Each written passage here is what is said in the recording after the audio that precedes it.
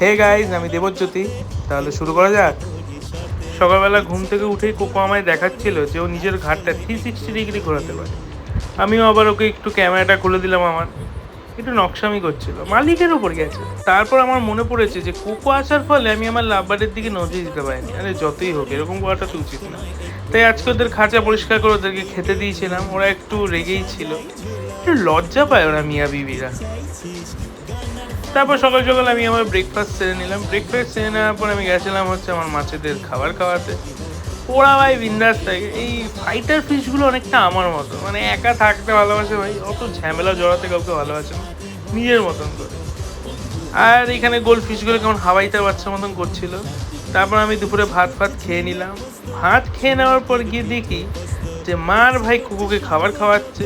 আলাদাই মিশন চলছে ভাই এদের। ঘুম থেকে উঠে মুখের সামনে মুড়ি পেয়ে গেলাম। মা দেখছিলাম প্রলয় দেখছিল, তা আমিও একটু দেখতে বসে গেলাম। হঠাৎ করে অ্যাকুরিয়ামের দিকে চোখ দিতে গিয়ে দেখি যে মাছটা মরে পড়ে আছে। মনটা কেমন খারাপ হয়ে গেল। তারপর মনটাকে ঠিক করার জন্য আমি আমার মুড মেকারের কাছে চলে গেলাম। ও কিন্তু ডে বাই ডে অনেক কিছু শিখছে।